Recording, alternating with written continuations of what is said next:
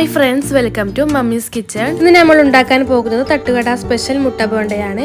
അടിപൊളി ടേസ്റ്റ് ആയിട്ടുള്ള ഈ ഐറ്റം വളരെ എളുപ്പത്തിൽ തന്നെ നമുക്ക് റെഡിയാക്കാവുന്നതാണ്. അപ്പോൾ നമുക്ക് നേരെ റെസിപ്പിയിലോട്ട് പോകാം. ആദ്യം പാനിലേക്ക് അല്പം ഓയിൽ ഒഴിച്ചു കൊടുക്കാം. എന്നിട്ട് ഇതിലേക്ക് 3 സവാള ചെറുതായി കട്ട് ചെയ്തത് ഇടാം. എന്നിട്ട് നന്നായി വഴറ്റിയെടുക്കാം. ഒരു നുള്ളു ഉപ്പ് ചേർക്കുന്നുണ്ട്.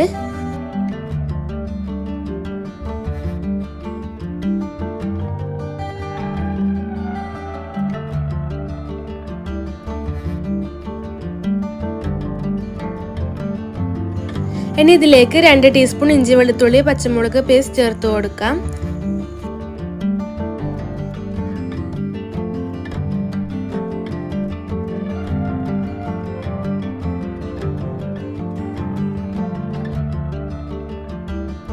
കാൽ ടീസ്പൂൺ മഞ്ഞൾപ്പൊടിയും ചേർത്ത് നന്നായി വഴറ്റിയെടുക്കണം.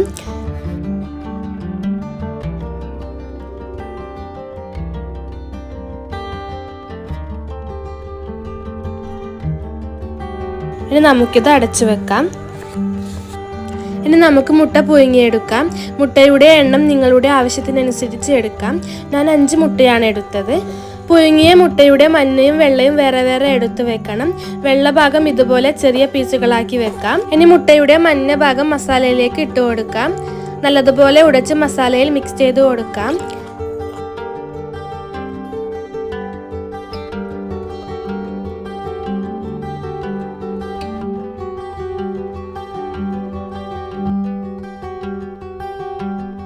ഈ മിക്സാണ് തട്ടുകടകളിലെ ബോണ്ടയുടെ ടേസ്റ്റിന് കാരണം. ഇതിലേക്ക് 1/4 ടീസ്പൂൺ ഗരം മസാലയും 1/4 ടീസ്പൂൺ കുരുമുളക് പൊടിയും ചേർത്ത് കൊടുക്കാം.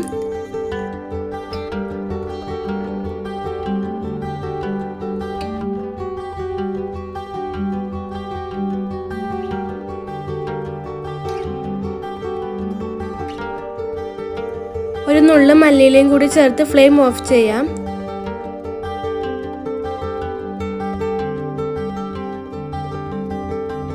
ചൂടാറിയതിനു ശേഷം നമുക്കിത് ചെറിയ ഉരുളകളാക്കി എടുക്കാം. പീസുകളാക്കിയ മുട്ടയുടെ വെള്ളയിൽ ഈ ഉരുള വെച്ച് പതിയെ പ്രസ് ചെയ്ത് കൊടുക്കാം. ഇതുപോലെ ബാക്കിയുള്ളതും ചെയ്തെടുക്കാം. ഇനി 2 കപ്പ് മൈദയും ആവശ്യത്തിന് ഉപ്പും ചേർത്ത് കുഴച്ചെടുക്കാം.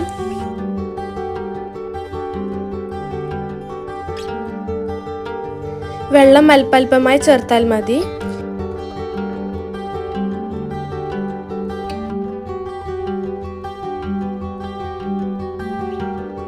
ഈ ഒരു കൺസിസ്റ്റൻസി മതിയാകും.